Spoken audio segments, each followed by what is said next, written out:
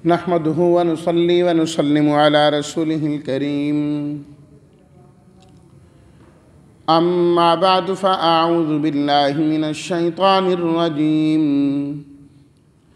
بسم الله الرحمن الرحيم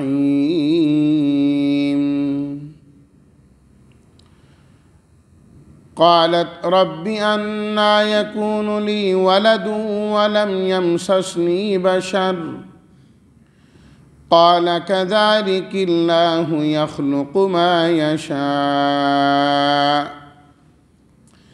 إذا قضى أمرا فإنما يقول له كن فيكون ويعلمه الكتاب والحكمة والتوراة والإنجيل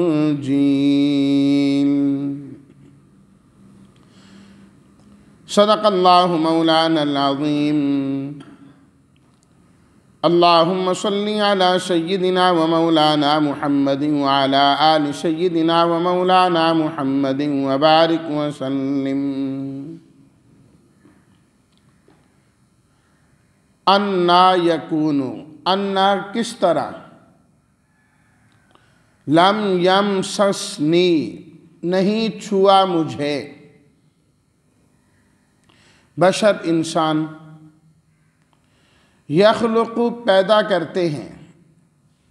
ایجاد کرتے ہیں قضا فیصلہ کرتے ہیں امرن کسی کام کا کن ہو جا فیکون پس وہ ہو جاتا ہے الحکمت دانائی تورات و انجیل کتابوں کے نام ہیں ترجمہ حضرت مریم نے کہا اے میرے پروردگار میرا کس طرح بیٹا ہوگا مجھے تو کسی انسان نے چھوا ہی نہیں نہ حلال طریقے سے نہ حرام طریقے سے اللہ تعالیٰ نے فرمایا ہے اسی طرح ہی ہے اللہ تعالیٰ پیدا کرتے ہیں جو چاہتے ہیں جب فیصلہ کر لیتے ہیں اللہ تعالیٰ کسی کام کا تو بے شک کہتے ہیں اس سے ہو جا بس وہ چیز ہو جاتی ہے اور اللہ تعالیٰ سکھائیں گے اس کو کتاب حکمت تورات و انجیل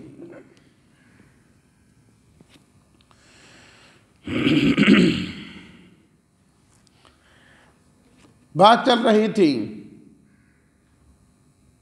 حضرت عیسیٰ علیہ السلام کی پیدائش کی کہ اللہ تعالیٰ کی جانب سے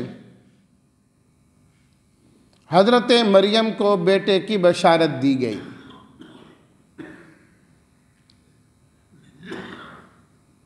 چونکہ بظاہر کئی مشکلات بھی تھیں خاص طور پر جب قوم کی مخالفت کا ڈر ہو تو پھر انسان بہت ساری چیزیں سوچتا ہے کہ میں اب کیا کروں کیا جواب دوں گا تو حضرت مریم کے سامنے بھی یہ چیز تھی تو اسی لیے وہ ایک محسوس کر رہی تھی کہ قوم کے سامنے کیا جواب کس طرح میرا بیٹا ہوگا اور کس طرح میں لے کے جاؤں گی تو اللہ تعالیٰ نے بیٹے کی بشارت کے ساتھ ساتھ ہی ان کی صفات خوبیاں فضائل اور ان چیزوں کو بیان فرما دیا جس میں اشارہ کر دیا اس بات کی طرف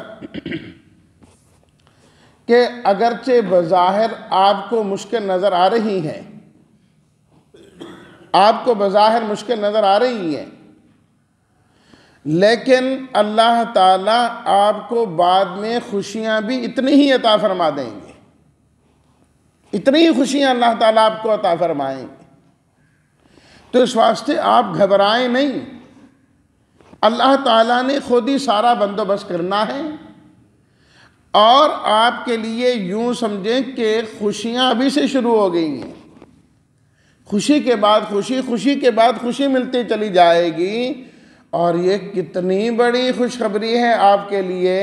کہ اللہ نے آپ کے بیٹے کو نبی بنانا ہے۔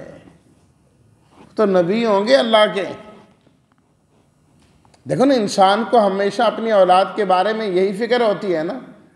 کہ پتہ نہیں کل کو کیا بنے گا، کیسے ہوگا۔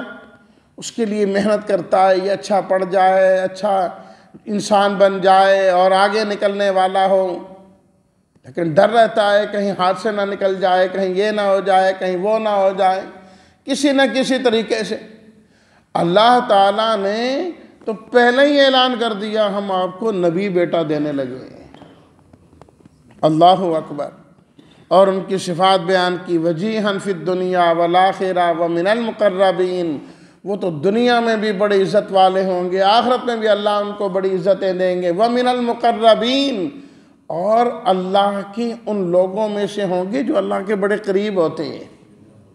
اللہ کے بڑے قریب ہوتے ہیں۔ اللہ اکبر۔ تو جب انسان کو اپنی اولاد کے بارے میں اس طرح کی خوشی ملے، خوشخبری ملے، تو سارے غم دور ہو جاتے ہیں۔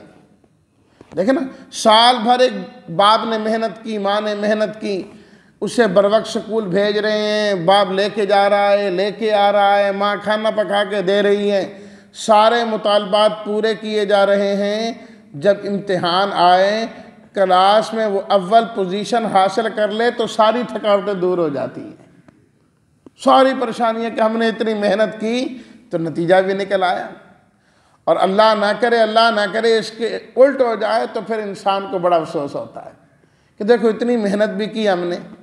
پیسہ بھی خرچ کیا، آنے جانے کا بھی وقت دیا، اور دیکھو بچہ جو ہے ناکام ہو گیا ہے، بچہ ناکام ہو گیا ہے۔ تو اللہ کی طرف سے یہ ایک فطری عمل ہے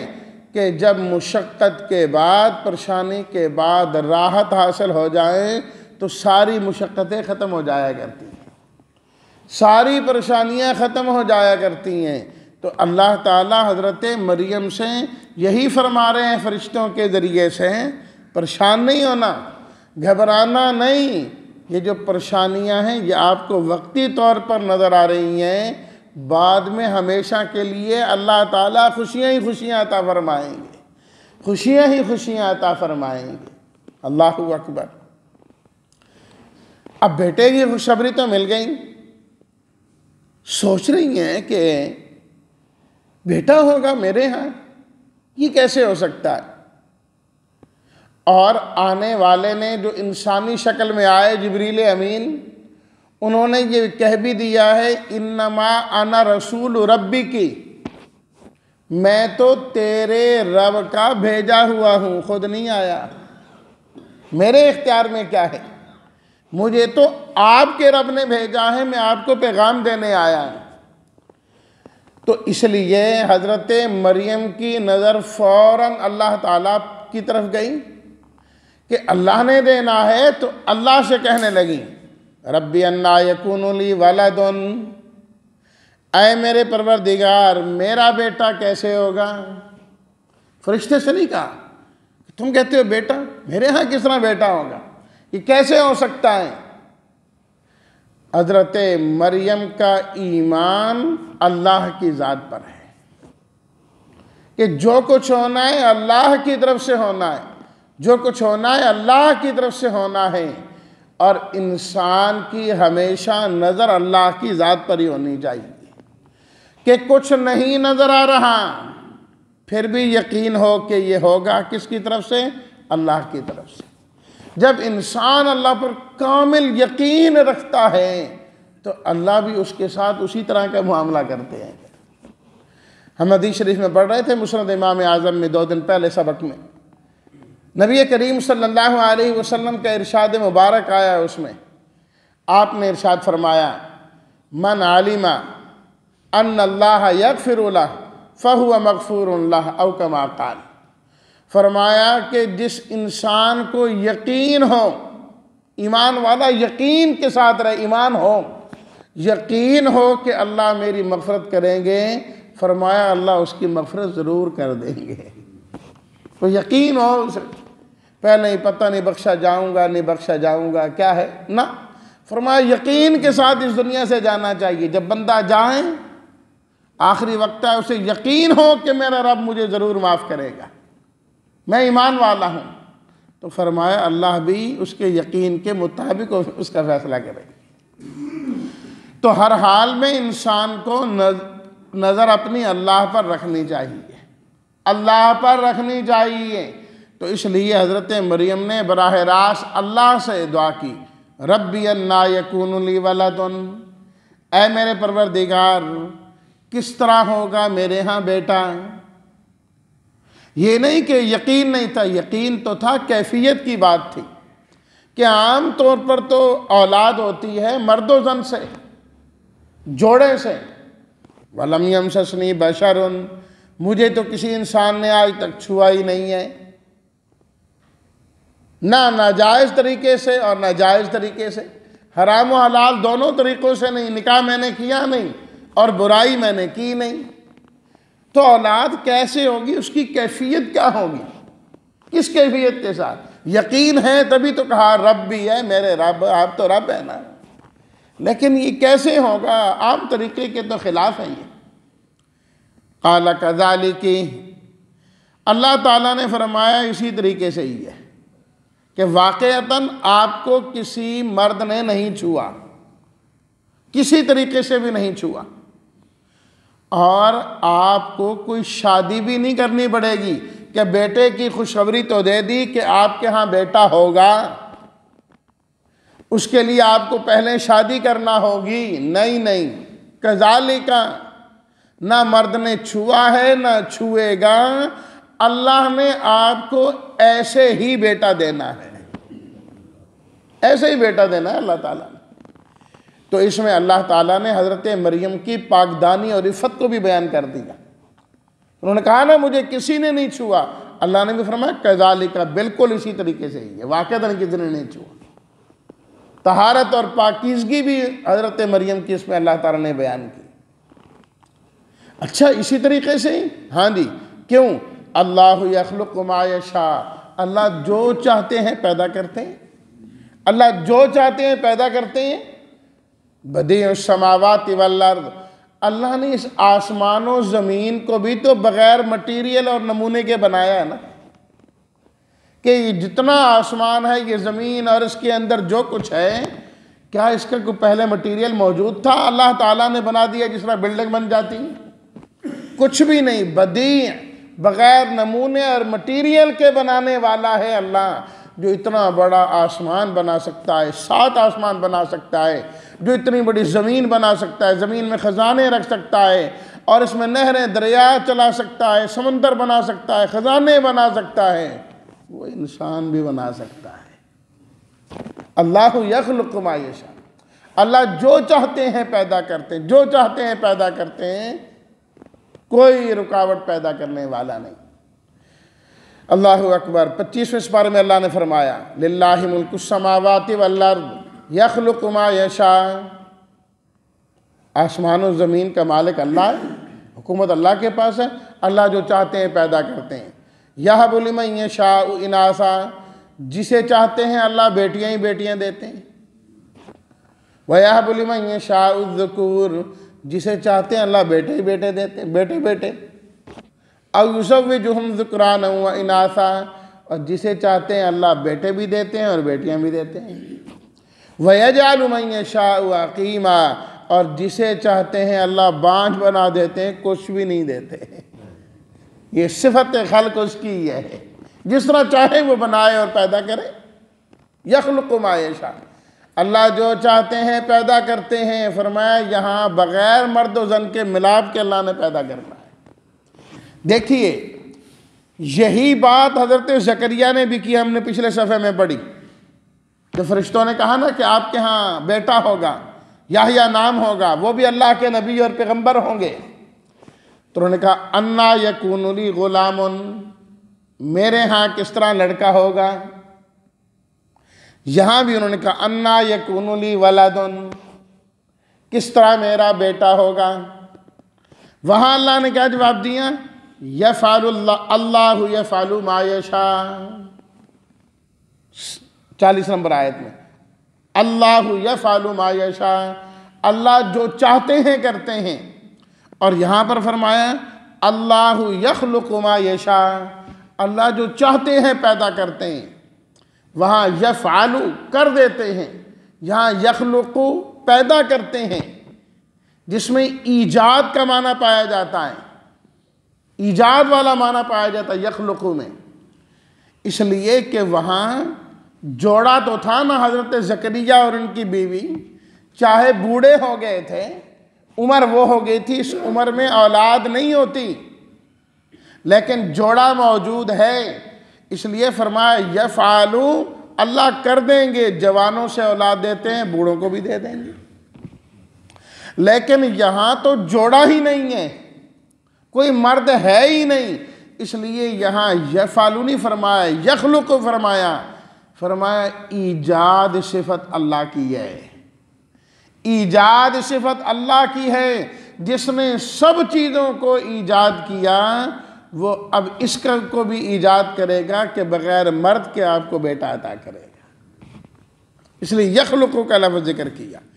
پھر اللہ تعالیٰ نے اپنی قدرت بتلائی، اپنی قدرت بتائی، اذا قضا امرا فانما یقول له کن فیکون، فرمایا اس کی قدرت تو یہ ہے،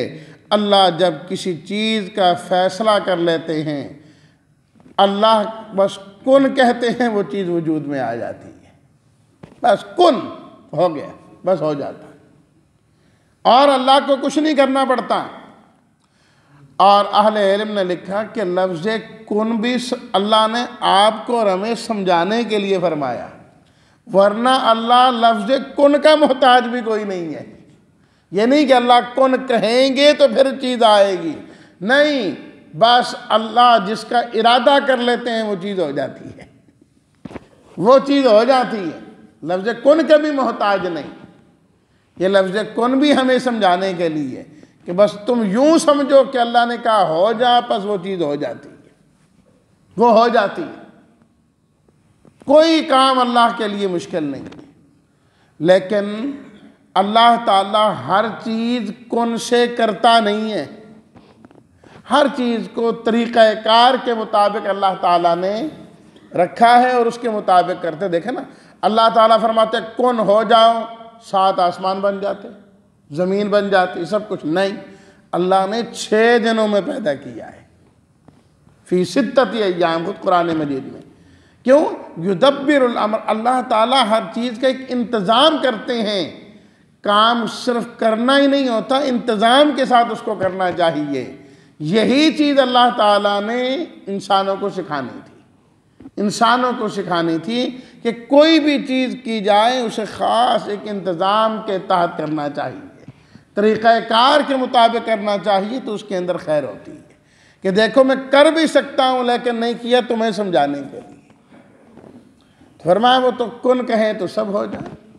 کن کہیں تو سب ہو جائیں۔ تو گویا کہ حضرت مریم کو جواب یہ دیا گیا کہ جس طرح فرشتہ آپ کو بیٹے کی خوشخبری دینے کے لیے آیا تو آپ نے فرشتے پر نظر نہیں رکھی، فوراً اللہ کی طرف توجہ کی، ربی انا یکون، اے اللہ کس طرح میرا بیٹا ہوگا کیونکہ اولاد دینے والا تو ہے۔ فرمایا جس طرح نظر اللہ پر گئی ہے تو بیٹے کے بارے میں بھی نظر اسباب پر نہیں، مسبب الاسباب پر ہونی چاہیے کہ اللہ اسباب کا محتاج نہیں، اللہ اسباب کا محتاج نہیں۔ یہی تو اللہ تعالیٰ دکھانا چاہتے ہیں وقتاً فوقتاً، اور دکھاتے رہتے ہیں، ورنہ عام طور پر چیزیں اللہ نے اسباب کے ساتھ رکھی ہیں۔ وَيُعَلِّمُهُ الْكِتَابَ وَالْحِكْمَةَ وَالتَّوْرَاةَ وَالْإِنْجِيلَ، پھر اللہ نے حضرت عیسیٰ علیہ السلام کی کچھ مزید فضیلتیں بیان کی تاکہ ان کو مزید آسانی ہو جائیں، ذرا جو پریشانی اور یہ چیزیں دل میں آ رہی ہیں یہ ادھر ادھر ہو جائیں۔ فرمایا جو بیٹے آنے والے ہیں نا، اللہ ان کو کتاب بھی سکھائیں گے، حکمت بھی سکھائیں گے، کتاب کی تعلیم بھی دیں گے۔ کتاب سے یا تو اگلا جملہ اسی کی تشریح ہے، التوراۃ والانجیل، وہ کتاب کیا ہوگی؟ تورات ہوگی، اور حکمت کیا ہے؟ انجیل ہے، کہ اللہ نے آپ کے بیٹے کو کتاب بھی عطا کرنی ہے اور تورات کا علم بھی عطا کرنا ہے، جو پہلے والی کتاب ہے اس کا علم بھی ان کے پاس ہوگا۔ اور یہ بھی کہا گیا کہ کتاب سے مراد کتابت ہے اور حکمت سے مراد دانائی ہے، کہ اللہ ان کو کتابت بھی عطا فرمائیں گے، دانائی بھی عطا فرمائیں گے، تورات کا عالم بھی بنائیں گے، اور انجیل تو ان پر نازل ہوئی ہوگی۔ ایسے صاحب علم پیغمبر آنے والے ہیں۔ اور مسلم شریف میں ابن منبہ رحمہ اللہ کا یہ قول، ابن وہب رحمہ اللہ کا یہ قول موجود ہے۔ وہ فرماتے ہیں کہ نہیں، الکتاب سے مراد قرآن مجید ہے، الحکمت سے مراد قرآن کی تشریح نبی کریم صلی اللہ علیہ وسلم کی سنت ہے، تورات سے مراد موسیٰ علیہ الصلوۃ والتسلیم پر نازل ہونے والی کتاب ہے،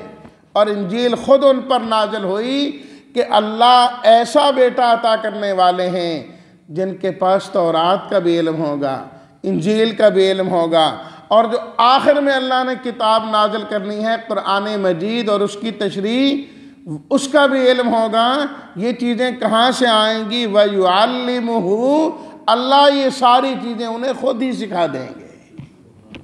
خود ہی سکھا دیں گے اللہ تعالیٰ، ان کو کچھ سیکھنے کی ضرورت نہیں پڑے گی۔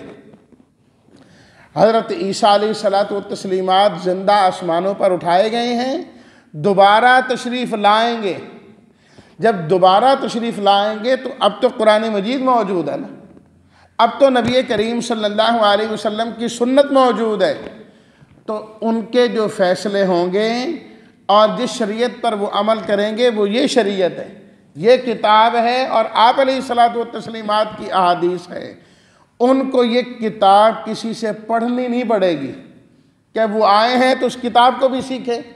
وہ آئے ہیں اور نبی کریم صلی اللہ علیہ وسلم کی سنت کو بھی سیکھیں۔ نہیں، ایسا نہیں ہوگا۔ جو اللہ کے نبی ہوتے ہیں وہ کسی انسان سے نہیں سیکھا کرتے، اللہ براہ راست ان کو سکھایا کرتے ہیں، براہ راست سکھایا کرتے ہیں۔ چونکہ عیسیٰ علیہ الصلوۃ والتسلیمات نے آنا ہے، اس زمین میں رہنا ہے، اور اس امت کی امامت کرانی ہے، ان کی اولاد ہونی ہے، ساری چیزیں ہیں۔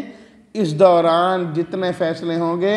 وہ قرآن مجید اور سنت نبوی کے مطابق ہوں گے، اور ان کا علم اللہ ان کو براہ راست عطا فرمائے۔ وَيُعَلِّمُهُ، سکھا دیں گے اللہ تعالیٰ ان کو۔ انجیل تو اس وقت ہی تھی، تورات بھی اسی وقت، وہ پہلے ہو گئی۔